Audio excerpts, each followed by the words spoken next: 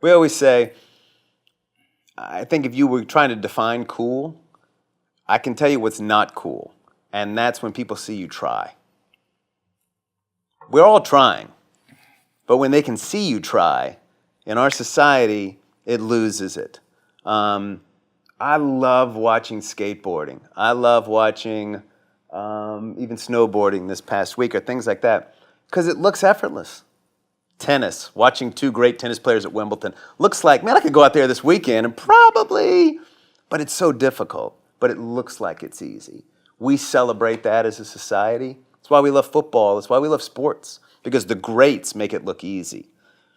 I think we forget that in art, and we forget that in music at times, is the greats make it look easy. And you have to do that. And I think social media, as awesome as it is in connecting and breaking down walls, it also has kind of made everybody look like they're trying or like they're working really hard at it. And at times that kind of takes the piss out of it, you know? Yeah. I was recently speaking on a panel, and it's kind of talking about the trying part. And it was down at MTSU, and I had a lot of people, how do I get an agent? How do I get a label? How do I get this thing? They were so concerned with the end product that they weren't trying to master what they were doing. I was like, how about the question you ask us, how do I go get good? Yep. I'll find you. I signed Connor Smith off Instagram, and he had, 800 followers, and he did a cop car cover. That's cool. And tagged Sam Hunt. And I look at all the tags that people tag of Sam Hunt on Twitter and Instagram everywhere. Now, are you running the digital side for Sam too, or is there a third party taking care of that? No, yeah, we've got our management inside the management company. We run everything. We run all the digitals and all the creative, and we run his website on a $9.95 a month Squarespace site. Can't beat it.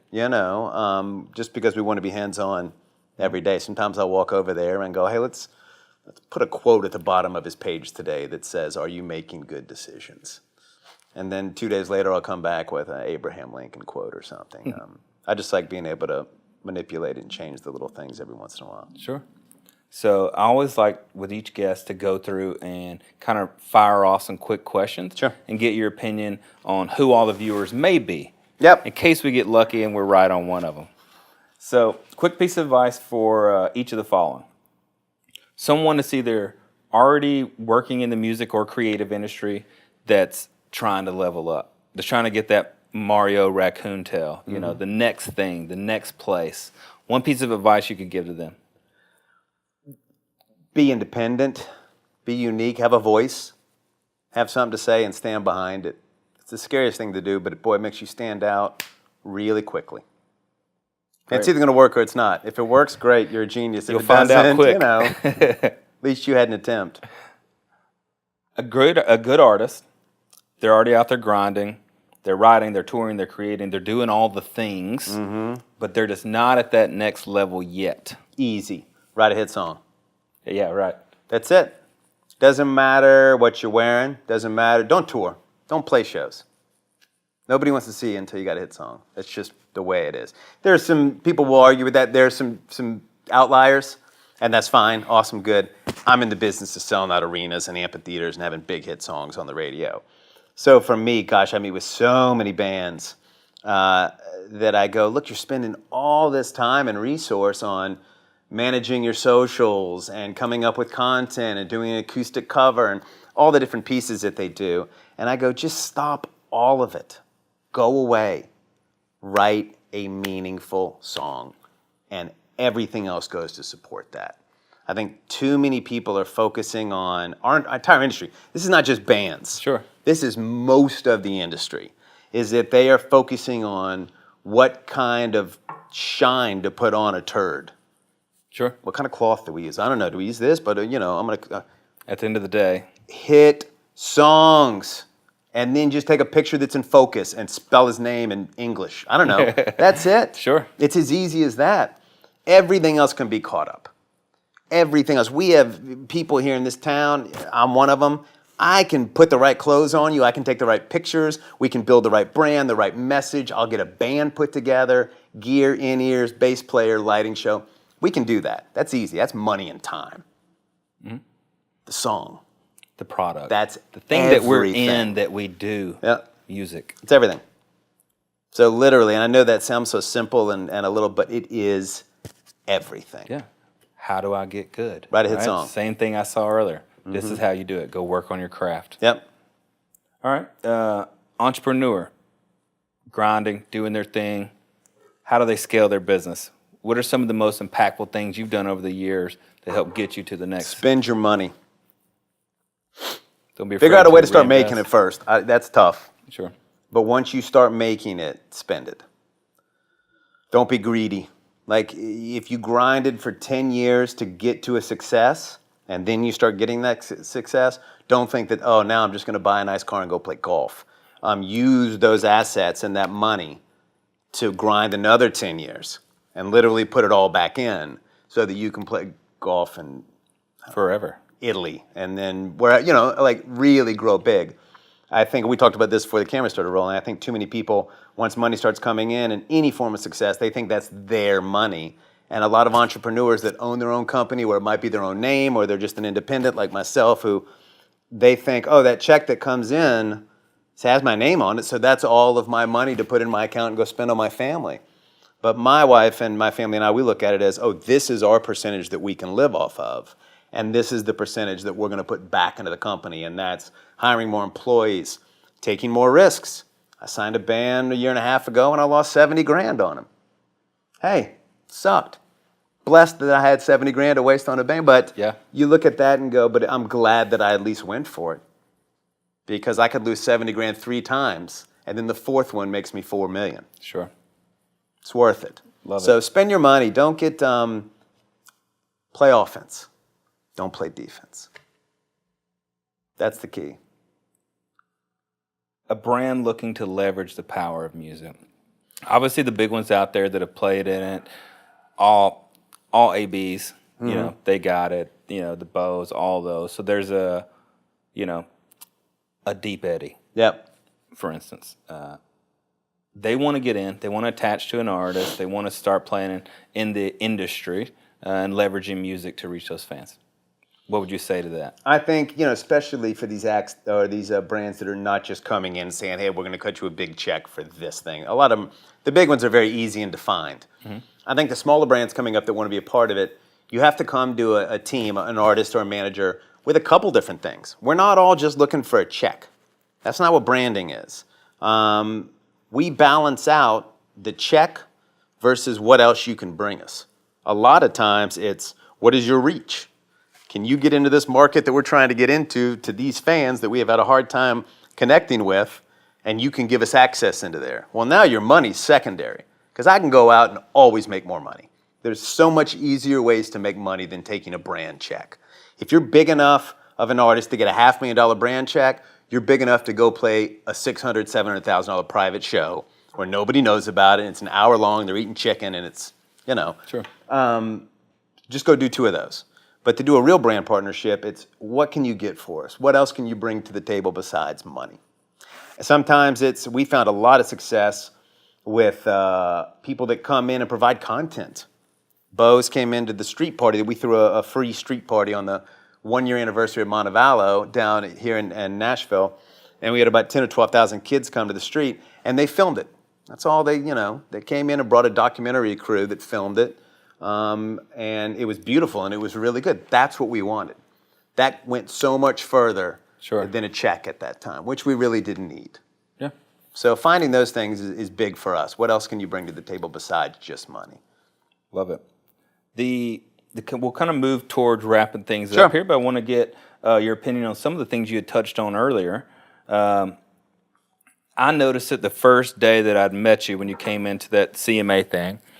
We had Peter was there, George Bronner with Big Machine, a few others, and you came in and instantly, lights, camera, action, you were on point. And you were working the room. And I noticed one of those things in you that I see in a lot of really impactful people was that you're a masterful relationship builder, networker. What advice can you give on people that want to start building more long-term impactful relationships? Care, give a shit. what I do at business and the way that I talk with people and connect with them is no different than what I did at college between classes, or what I did when I was single and used to go to the bar, to the Park Cafe, and hang out with all the people in there. And I like talking to people. I like hearing their story and hearing where they're from and what they're into, and I like sharing mine. I like going, hey, have you seen this movie? And then geeking out about it, or you know, how many times with people over 40 years old can I go, hey, do you love U2? Did you listen to U2 in 1987? You know, I can start a lot of conversations with, how do you feel about the Joshua Tree? Because I have a lot to say about it. It was a very important album in my life. So I try and bring into work the same thing that I bring into my social life, which is connect. Just connect. That's what I want. I don't want to brag. I don't want to hear your brags. I really want to connect and see what you're passionate about and what you're interested in, because I think my dad taught me a good life skill that, you know, if you think everyone's motivation is money, which society will tell you it is, the media will tell you it is, that's insane. There's so many different nuances of what people's daily motivations are, especially when it comes to work and the music business. I had a big motivation for a long time to make my parents proud that I chose this weird occupation.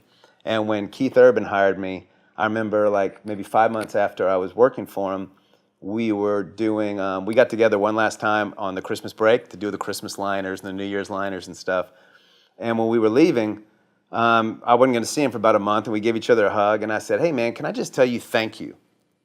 And not thank you for paying me more than I've ever been paid, or for giving me health insurance and dental insurance, but thank you for giving me a job that made my parents proud, giving me a job that my parents can brag to their friends about now in Bossier City, Louisiana. And I don't think he realized that he did that for people. And I love seeing that happen now. So it is connecting with people and finding out what they want more than just money. That's that's incredible that you touched on that. We were just having a conversation about that earlier with our shared buddy Alan Clark, and we were talking about that moment. You know, some pick it up earlier than others, but 22 to 25 to 27, I was still floundering. I was still figuring out my thing. You know, it was probably until 30 that I was like, yeah, me too. That's when mine clicked. Balls out, 120. Let's see what I really got. Yep. And but we were talking about that moment of the decision to do that. And mine was a conversation with a parent that I'd become that guy that I always had my hand out. It was always this job to that job. Yep. And that powerful moment of recognizing I'm that dude. Yep. And as soon as I realized it, life-changing. Sure. You know, so that's great you touched on that, about that one little thing that still fuels so much else of making a parent proud, and actually being able to say it to the person that helped you do it. That's awesome, man. One characteristic you believe every leader must have? Certainty. I just think I see it so often, where especially in the business we're in, we're just selling a product, and most businesses are selling a product. Is that you just have to be sure and certain about things, even if you're not. I don't know. Maybe it's a fake it thing for a while, but for me, it's also about not going down paths unless you know you need to go down that path and can believe in it. Like I said, I've turned down some acts that could have brought me a very pretty paycheck for a very little amount of work, but I couldn't be certain about it. I couldn't sit in rooms and tell people this is the right record cover, and I'm not taking any more input.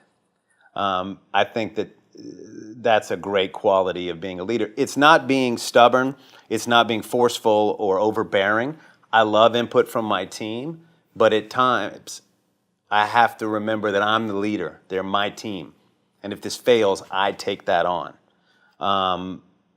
And so I need to be able to make sure that I can take their input, take their knowledge, and make my own decision.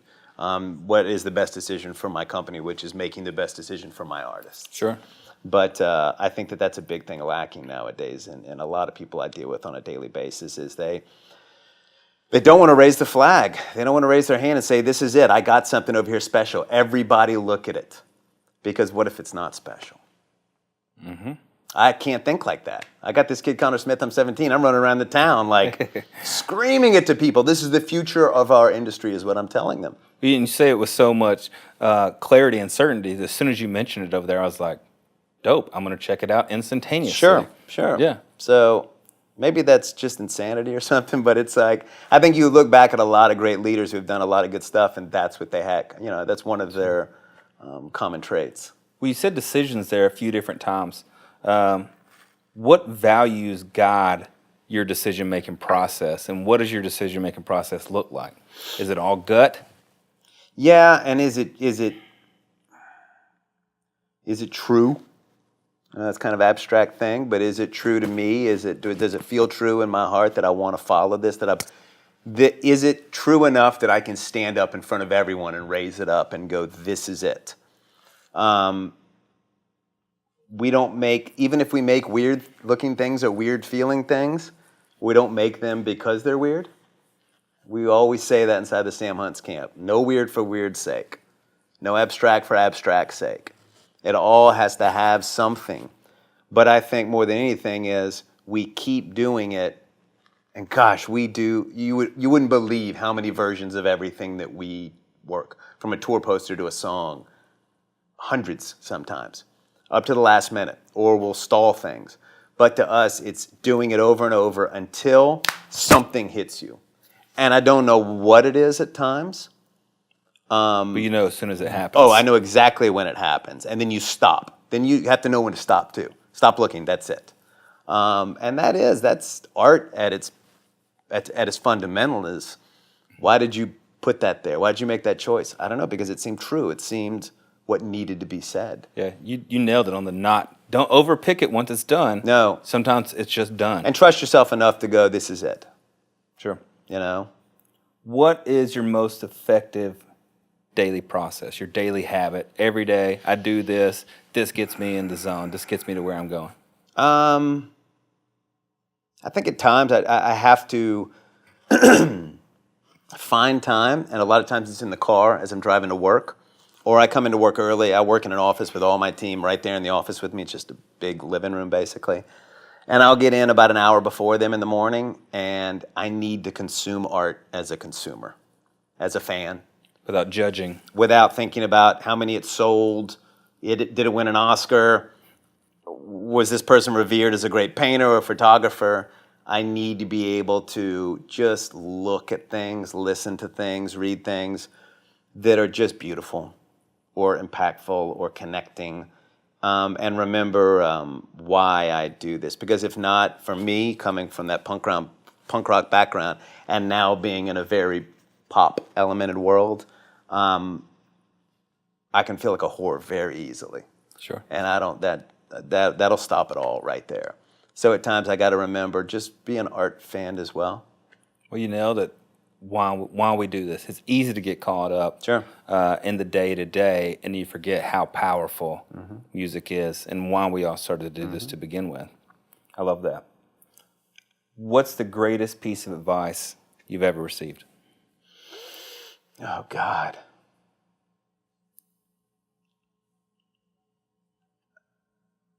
I think my dad used to tell us this weird little story about, you're going to go one day to a big office, and they have a couple different elevators, and you're going to hit a button to go up, and you'll stand there and sit there. Then more people will come up, and they'll hit the button because it's taking a while. Then you'll stand there, and you'll stand there. Then maybe you hit the button again, and you'll stand there.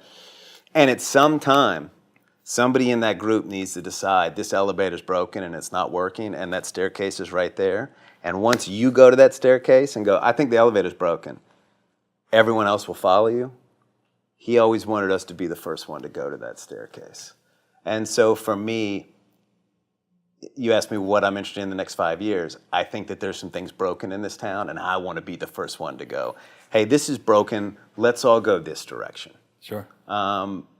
That's always been a good way to kind of try and stay on the forefront, is to be able to accept change and actually look for it. Look for, mine's not opportunity, it's change. And there's opportunity in that change very often if you're on the front end of it. Sure. So, yeah.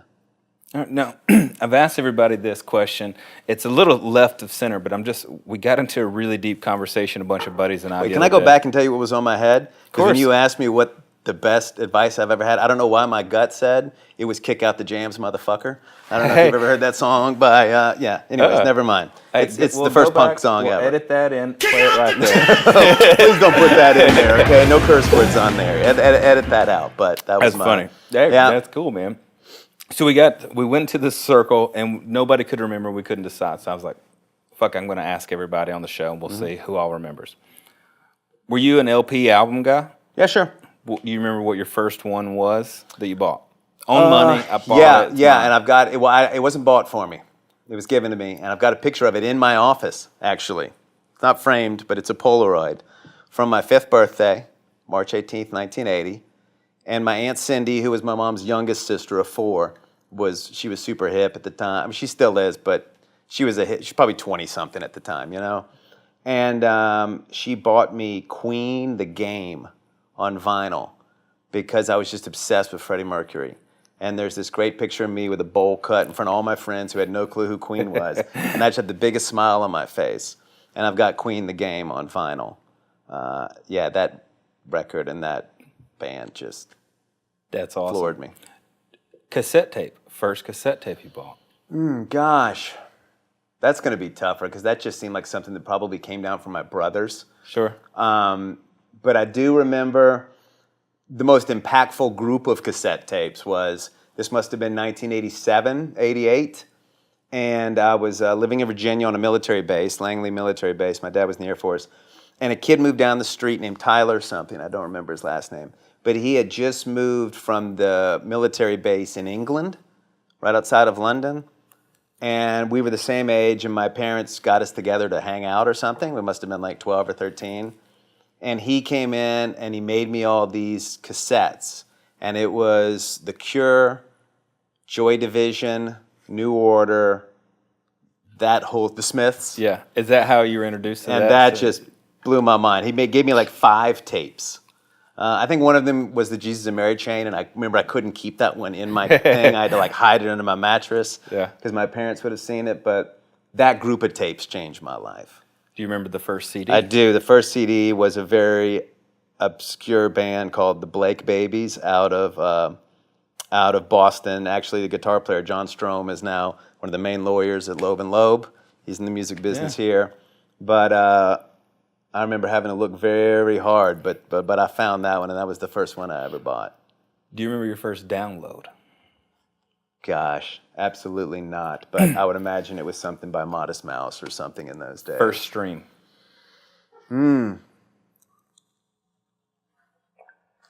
Honestly, I don't think I got on Spotify ever until Sam Hunt's, like we were looking at Spotify for Sam Hunt. Yeah. We were just all curious. We were talking about it one day, and no one could remember the last 2, but everyone has such vivid, crystal clear memories of the other ones. Sure. And it's really fun to go through it with everybody. Yeah, it is. All right. Today's the last day. There's no more Brad. Everything ends. How do you want to be remembered? What is your legacy that you've built to this point, and what type of legacy would you like to leave behind? Gosh, well, I hope I'm not. I don't want to jinx it. We're not going what? Man, I'd just like to be remembered as somebody who was passionate, someone that was excited almost every day about what they were doing and who they were doing it with, and somebody that really tried to maybe not impact everybody, but impact the people that were in my very close circle, the people that I love and that I'm in contact with every day. Just being able to bring some light and some energy and some excitement and beauty to a random Tuesday, and get them excited about whatever they love, whatever they're passionate about. Tell me about it. Get me excited about it too. Because gosh, what a great way to spend a life, getting excited about art. Absolutely. What's the secret? Secret to life, secret to happiness, secret to the music business. What have you figured out? Is the secret there is not one? Or no, I think there's hacks that you've seen that you've been able to take advantage of and grow. I mean, I think it's probably different for everybody. Sure. Because everybody has different goals and dreams and tools and assets and all that kind of stuff. But for me, I think it's always just been about being as inspired as I can every single day. And I knew that at around 30, I knew that meant working for myself and being in kind of an independent contractor. That inspired me. Make it or break it on my own merit. And now that that's up and rolling, and I don't have to protect that as much anymore. It's about being inspired by the people around me, the office space around me, the plants, the music, the art, the everything. Like, the workspace that we've built recently over at Homestead, we put a lot of time and energy into it because it's just as important to me, not to impress anybody at all. Sure. It's when I come in there in the morning, am I inspired? Do I like the art that's on the wall? I don't have a single picture of Sam Hunt in my office. I don't have a single record or a plaque or a fucking trophy.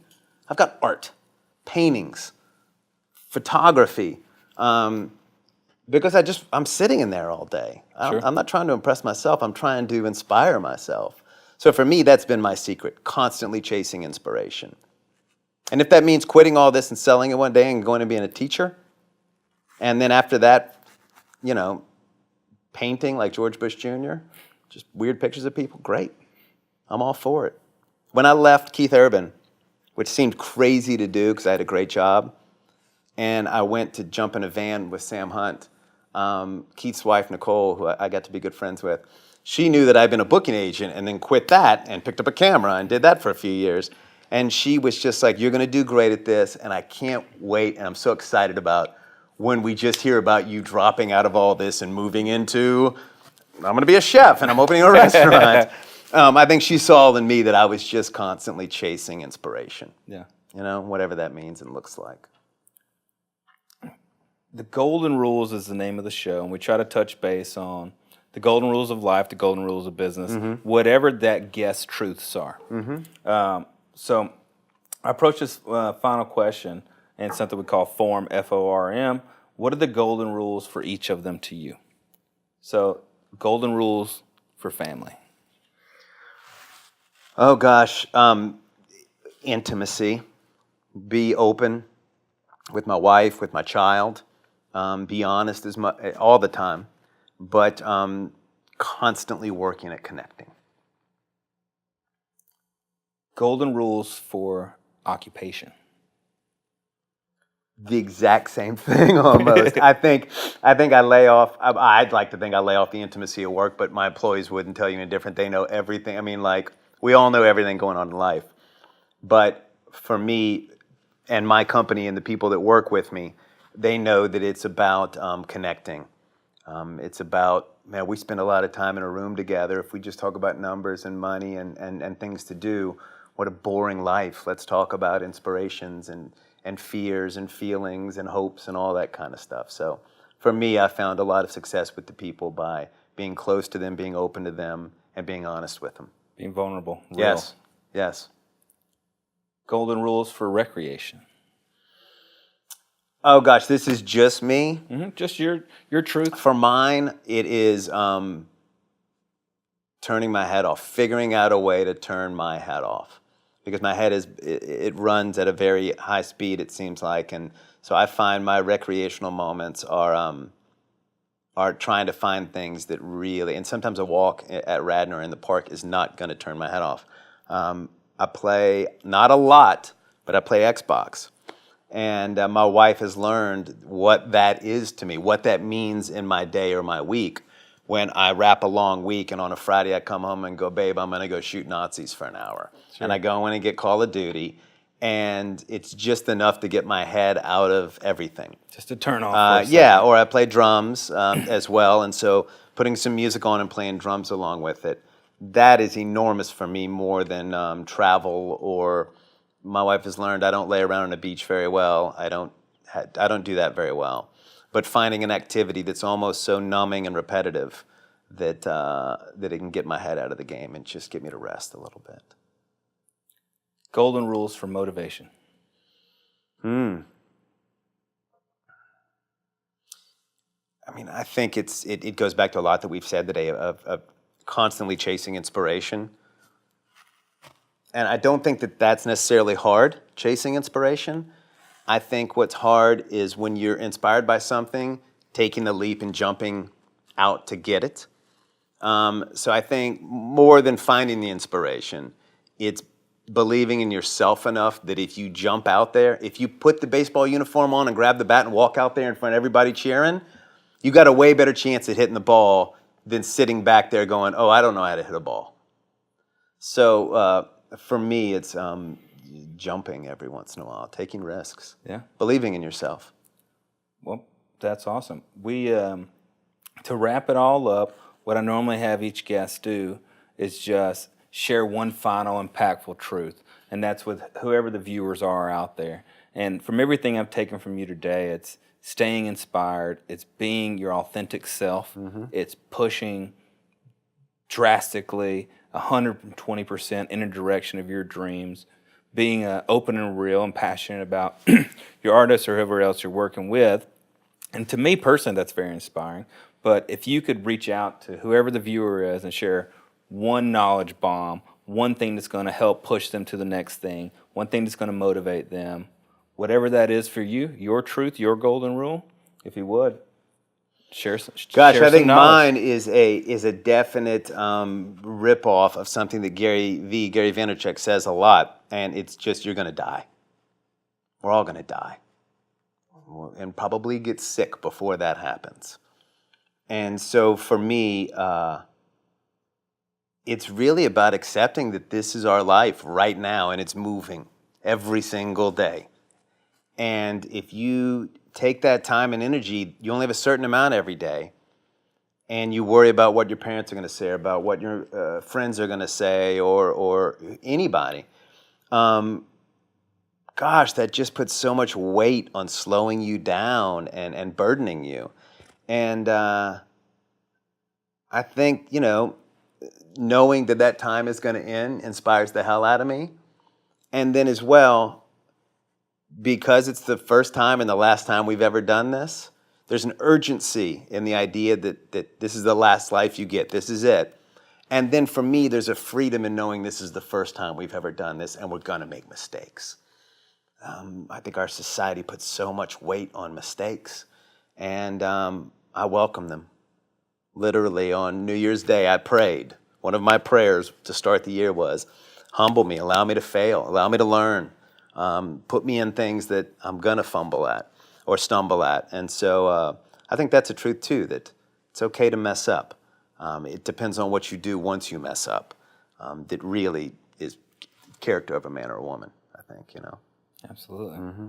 Well, Brad, thank you for your time as Tim, I always, appreciate sir. it, I man. really appreciate you. It means a lot to me. Absolutely. That you took the time to come in. Absolutely, thank you. I hope all you out there watching picked up some knowledge today, felt inspired, and will apply some of the rules, the golden rules, as Brad lives by into your life. Thank you, sir. Thank you, man. Appreciate you. Yes, sir. For anybody that's trying to follow a dream, no holding back, you'll get it by any means. Idols on the wall, you cut out from magazines. Full of self-esteem, nobody can intervene. Ready for the shine, you never needed a shade. This is for the boss that never gave you a raise. This is for every time you ever tried to create, and no one understood, they never gave you the space. Walking up to you, they trying to give you the crown. Look into your eyes and tell you you one of us. Every time you turn around and face the crowd, be ready cause your time is now. It's my time, I thought